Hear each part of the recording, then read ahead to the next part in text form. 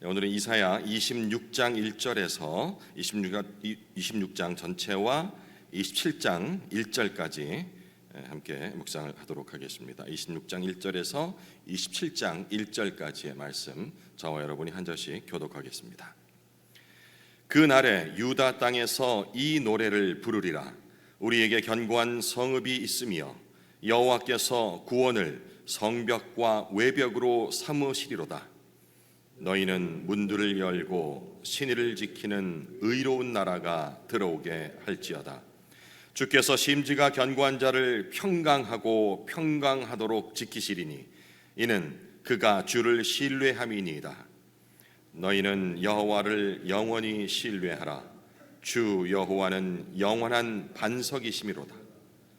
높은 데에 거주하는 자를 낮추시며 솟은 성을 헐어 땅에 엎으시되 진토에 미치게 하셨도다. 발이 그것을 밟으리니 곧 빈궁한 자의 발과 곤핍한 자의 걸음이리로다. 의인의 길은 정직하며 정직하신 주께서 의인의 첩경을 평탄하게 하시도다. 여호와께서 주께서 심판하시는 길에서 우리가 주를 기다려 싸우며 주의 이름을 위하여 또 주를 기억하려고 우리 영혼이 사모하나이다. 밤에 내 영혼이 주를 사모하였은즉 내 중심이 주를 간절히 구하오리니 이는 주께서 땅에서 심판하시는 때에 세계의 거민이 의를 배움이니이다. 악인은 은총을 입을지라도 의를 배우지 아니하며 정직한 자의 땅에서 불의를 행하고 여호와의 위엄을 돌아보지 아니하는도다. 여호와여, 주의 손이 높이 들릴지라도 그들이 보지 아니하오나 백성을 위하시는 주의 열성을 보면 부끄러워할 것이라. 불이 주의 대적들을 사르리이다.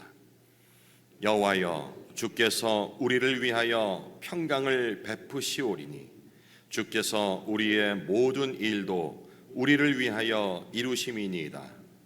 여호와 우리 하나님이시여, 주 외에 다른 주들이 우리를 관할하였사오나 우리는 주만 의지하고 주의 이름을 부르리이다. 그들은 죽었은즉 다시 살지 못하겠고 사망하였은즉 일어나지 못할 것이니 이는 주께서 벌하여 그들을 멸하사 그들의 모든 기억을 없이 하였음이니이다. 여호와여, 주께서 이 나라를 더 크게 하셨고 이 나라를 더 크게 하셨나이다. 스스로 영광을 얻으시고 이 땅의 모든 경계를 확장하셨나이다. 여호와여, 그들이 환난 중에 주를 앙모하여 싸우며 주의 징벌이 그들에게 임할 때에 그들이 간절히 주께 기도하였나이다. 여호와여, 잉태한 여인이 산기가 임박하여 산고를 겪으며 부르짖음같이 우리가 주 앞에서 그와 같으니이다. 우리가 잉태하고 산고를 당하였을지라도 바람을 낳은 것 같아서 땅에 구원을 베풀지 못하였고 세계의 거민을 출산하지 못하였나이다. 주의 죽은 자들은 살아나고 그들의 시체들은 일어나리이다. 티끌에 누운 자들아, 너희는 깨어 노래하라. 주의 이슬은 빛난 이슬이니 땅이 죽은 자들을 내놓으리로다.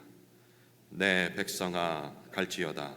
네 밀실에 들어가서 네 문을 닫고 분노가 지나가기까지 잠깐 숨을 지어다. 보라, 여호와께서 그의 처소에서 나오사 땅의 거민의 죄악을 벌하실 것이라. 땅이 그 위에 잦았던 피를 드러내고 그 살해당한 자를 다시는 덮지 아니하리라.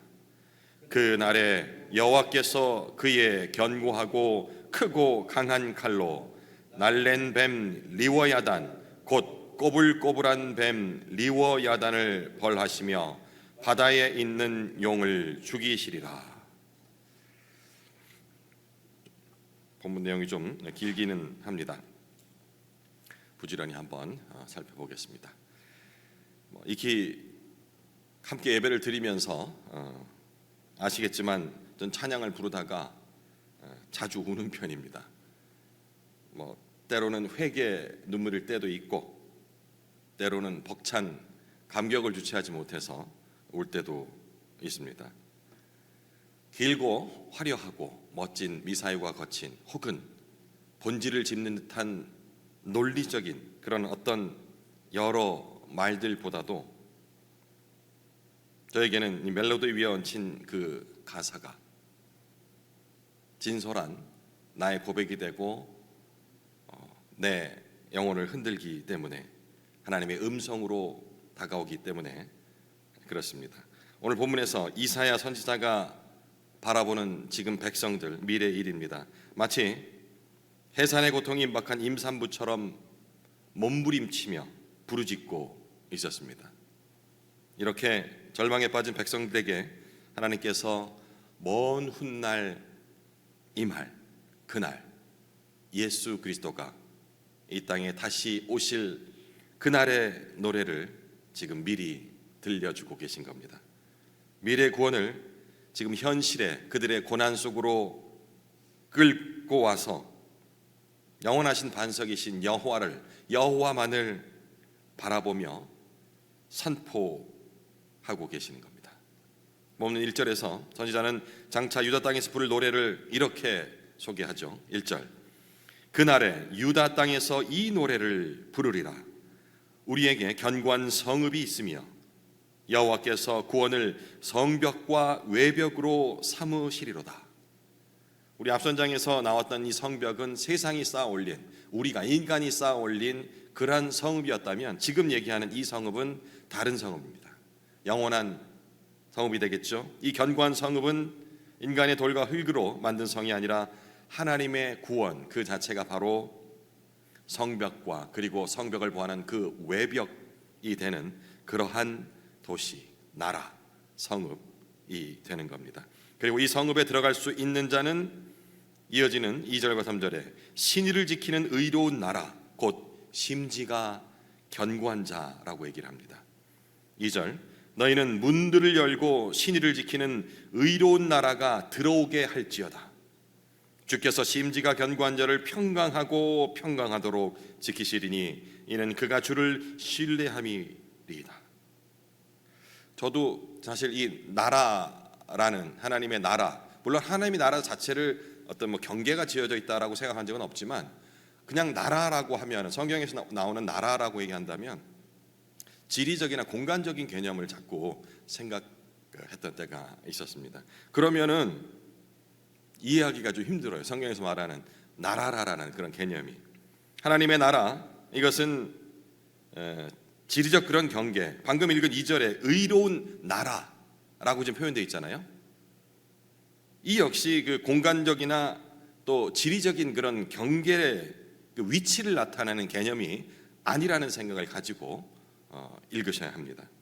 우리 주기도문에도 나라가 임하옵시며, 우리는 이제 옛 버전으로 하기 때문에 나라이 임하옵시며 이렇게 암송을 합니다마는, 기도를 합니다마는 나라가 임하옵시며 이것도 그 경계가 있는 나라가 어떻게 이렇게 옮겨오겠어요, 그죠? 그러니까 그렇게 이해하면 안 된다는 겁니다. 2절에 의로운 나라라는 것은 지금 방금 읽었던 3절에 기록된 심지가 견고한 자들, 심지가 견고한 자들의 연합을 바로 의로운 나라라고 얘기를 하는 겁니다. 그러니까 의로운 나라가 들어오게 할지어다라고 라는 말이 성립될 수 있겠죠. 그리고 이 심지가 견고한 자는 결국은 자신의 의지나 능력이 강한 사람이 아니라 3절 마지막 부분에 적혀 있어요. 주를 신뢰하는 사람을 심지가 견고한 사람이라 합니다. 의지가 강해가지고 어떠한 외유나 압박에도 흔들리지 않는 이런 걸 심지가 견고하다는 것이 아니고 온전히 주를 신뢰하는 그런 사람을 심지가 견고하다라고 얘기를 하는 거죠. 하나님께서 이렇게 주를 신뢰하는 자를, 심지가 견고한 자를 평강하고 평강하도록 지키신다라고 지금 약속하는데, 이 말은 환경에 따라 흔들리는, 내 통장의 잔고가 든든할 적에는 그렇게 당당하게 걸어다니는 사람이 우리는 알지도 못하는데 어딘가 모르게 자꾸 어깨를 구부리고 자꾸 눈치 보고 다닌다 한다면 저 사람 통장 잔고가 지금 바닥을 치는 모양이다 짐작할 수 있을 만큼의 그런 평강이 아닌 4절의 고백처럼 주 여호와는 영원한 반석이기 때문에 주 안에서 누리는 평강은 절대 흔들리지 않는 그런 완전한 평강이라는 그런 의미입니다. 7절에서 19절까지는 선지자의 간절한 기도가 이어집니다. 이 간절하다는 것은 우리가 어디서 할 수 있냐면 여호와를 계속해서 부르짖어요. 무려 7번이나 반복되면서 그 절박한 심정을 드러내는데, 그 중에서 17절과 18절을 한번 살펴보겠습니다. 여호와여, 잉태한 여인이 산기가 임박하여 산고를 겪으며 부르짖음같이 우리가 주 앞에서 그와 같으니이다. 우리가 잉태하고 산고를 당하였을지라도 바람을 낳은 것 같이 땅에 구원을 베풀지 못하였고 세계의 거민을 출산하지 못하였나이다. 여긴 다 어머님들이 앉아 계시니까 이 산고의 고통을 우리 그 형제님들보다는 몸으로 직접 경험을 하셨으리라 생각합니다. 추측을 해보면 남자들은 잘 몰라요, 그죠? 뭐 순풍순풍 다른 집 여자는 애도 잘 낳지만 뭐 이런 얘기도 막 함부로 뱉긴 하는데, 생각해 보면 아이를 낳기 위해서 이 멀쩡히 이렇게 고정되어 있던 골반 뼈가 억지로 벌어져야 되잖아요. 이 갈비뼈 이것만 살짝 충격을 줘도 아파서 죽을 것 같은데 그 골반 뼈를 억지로 열어야 하는 그 고통을 겪는 것이 바로 이 산고의 고통이라고 하는 것이겠죠. 그런데 이런 비통한 고백, 극심한 진통과 해산의 고통을 치렀지만 손에 쥐어진 결과물은, 낳은 아이는 바람뿐이었다. 아무것도 없다라는 얘기입니다. 손에 잡히지도 않는 철저한 인간의 무력함과 아무것도 할 수 없음, 노력의 허망함을 고백하는 것이죠. 하지만 19절에서 역전의 선포가 이루어집니다. 19절, 주의 죽은 자들은 살아나고 그의 시체들은 일어나리이다. 티끌에 누운 자들아, 너희는 깨어 노래하라. 주의 이슬은 빛난 이슬이니 땅이 죽은 자들을 내놓으리로다. 구약에 드물게 나타나는 바로 이 부활과 회복의 이 메시지는 절망에 빠진 이스라엘 민족을 하나님께서 만유의 주권으로 다시 살리시고 일으켜 세우실 것이라는 그러한 강력한 소망의 선포라고 볼 수가 있겠습니다. 내 힘으로 구원을 이룰 수 없음을 내가 열심히 해서 아이를 낳아 본들 그것이 바람뿐이라 라는 허망해 보이지만 내 힘으로 구원을 이룰 수 없음을 정직하게 고백할 때에 비로소 죽은 자를 살리시는 하나님의 능력이 임하신다라는 내용입니다. 우리 인생 살면서 계속 반복해서 가는 것 아니겠습니까? 하나님께서 언제 일하십니까? 라고 자문했을 때 어떻게 답하시겠습니까? 내가 간절히 구했을 때, 혹은 내가 열심으로 하나님께서 나를 사용하실 만큼의 훈련되고 연단되고 그 능력을 갖췄을 때, 그때 하나님이 우리를 사용하십니까? 그런 의미에서 우리가 이 자녀 교육을 할 때 매사에 열심을 다해라, 그리스도인으로서 성실을 보여라, 이러한 말은 마땅한 말일 것이지만 그 단계를 넘어서 열심을 다해서 하나님이 사용하실 수 있는 좋은 도구가 되어라. 스펙이 좋아야 세상에서는 쓰임을 받을 수 있다. 하나님께서 너를 쓰고자 하시더라도 네가 능력이 없다면 하나님께서 너를 쓸 수가 없지 않겠니? 하나님이 사용하실 수 있도록 훌륭한 사람이 되거라 라는 그러한 가르침, 아니 강요는 매우 비성경적이라는 것을 우리는 또다시 확인해야 합니다. 그럼에도 불구하고 많은 크리스천들이 이런 말을 습관처럼 하면서 자신의 욕망을 자식을 통해서 채우려는 그 마음을 버리지 못합니다. 아니, 그것이 옳다라고 스스로 믿고 있는 그런 지경이 우리 주위에서 심심치 않게 찾아볼 수 있다는 것입니다. 바로 잡아야 합니다.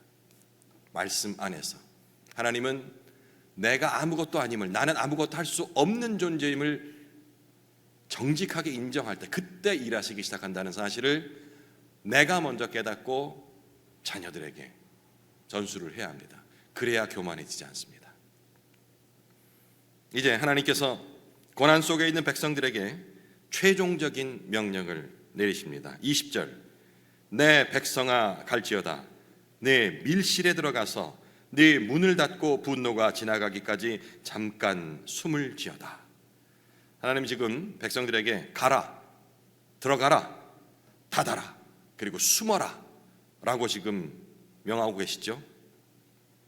평화의 때에는 우리가 문을 활짝 열고 세상과 열방을 우리 품으로, 교회 안으로 맞아들여야지만 하나님의 공의로운 심판이 임하실 때는 그 분노가 지나가기까지 잠잠히 밀실에 들어가 기다려야 한다는 것입니다. 그 기간이 얼마가 되든, 비록 우리에게는 영원과 같은 그런 끝이 날 것 같지 않은 그 기간이라 할지라도 하나님의 시간 속에서는 잠깐에 불과하다는 사실.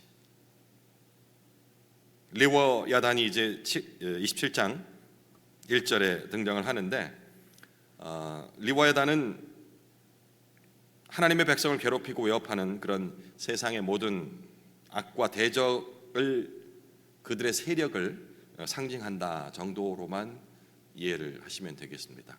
우리 성경 보면은 성격들이 나와요. 성경을 읽으면서 이런 단어들에 워치고, 그리고 문맥의 앞뒤 이런 거에 아주 주목하면서 좀 더 깊이 있게, 그리고 명확하게 성경을 이해하고자 노력하시는 우리 지체들이 많이 있습니다. 바람직한 자세이긴 하지만 또 하나 위험한 것은 너무 그 하나에 파고들다 보면 전체 하나님께서 하시는 말씀의 의도를 잃어버릴 때가 많이 있어요. 리워야단을 문맥적으로 혹은 단어적으로, 그리고 어떤 식으로 그 당시엔 사용했으며 이런 것들을 자꾸 파고 들어가다 보면은 지금 그 하나님께서 지금 말씀하시고자 하는 그 의도, 흐름을 잃어버릴 수가 있다는 거죠. 그래서 제가 제안하건대 이런 거는 우리 학자들이나 아니면 이 사역자들이 좀 더 궁금한 점들 해결해 드리기 위해서, 답을 하기 위해서 연구하는 정도면 충분할 것이라 생각합니다. 인간의 힘으로는 결코 이길 수 없는 이 거대한 악의 세력, 오늘 본문에서는 리워야단으로 표현된 이 악의 세력이라 할지라도 하나님의 크고 강한 칼 앞에서는 완전히 멸망당할 수밖에 없습니다. 성도는 이 세상의 거대한 악 리워야단을 두려워하면서, 리워야단은 현실로 적용한다면 각자에게 다른 모습으로 다가올 수 있겠죠, 그죠? 경제적인 압박이 될 수도 있고, 혹은 관계가 될 수도 있죠. 대부분 이렇게 큰 부자가 아닌 다음 그냥 저희 같은 평범한 이 삶을 살고 있는 사람들은 경제적인 압박 이런 것들 항상 그런 거 느끼고 있지만, 그것보다는 그 사람과 사람과의 관계가 끊어질 적에 그렇게 괴롭습니다.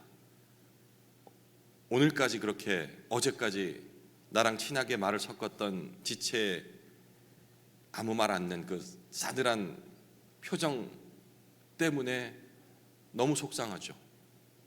밤새도록 고민하고 뭐가 잘못됐을까 고민을 해보지만 답이 나오지 않습니다. 그러고서 잠이 들면 다음이지만 이 못된 이 속은 원망으로 또 가요. 쥐가 나한테 그러면 안 되지 라는 원망까지 이어지는 그 사태, 그것이 어쩌면 우리에게는 리워야단의 모습이 될 수도 있겠습니다. 이 리워야단의 모습을 두려워해서 맞서 싸우려고 혹은 조급해 하려는 것이 아니라, 지금 하나님께서는 하나님의 밀실 안으로 들어가서 주님의 공의가 완성되기를 잠잠히 기도하며 기다려야 한다라고 우리에게 권면을 하고 있습니다. 밤새워서 고민하고 또 문제를 해결해 보려고 몸부림쳤지만 해결 못하고 오늘도 이 아침 이 자리에 나오신 분들이 계십니까? 바람만을 출산하는 것 같은 허탈함, 자괴감을 계속해서 느끼고 계시다면, 주님은 오늘 본문을 통해서 극심한 산고와 대적의 위협 속에서 시리에 빠진 유다 백성들에게 선포했던 그 동일한 구원의 소망을 우리에게도 들려주고 계심을 오늘 아침 느꼈으면 좋겠습니다. 이사야 선지자를 통해 흘러나오는 그 하나님의 음성에 우리가 동일하게 귀를 기울이며 우리 삶의 영원한 반석 위에 다시 그 삶을 세우기를 소망합니다.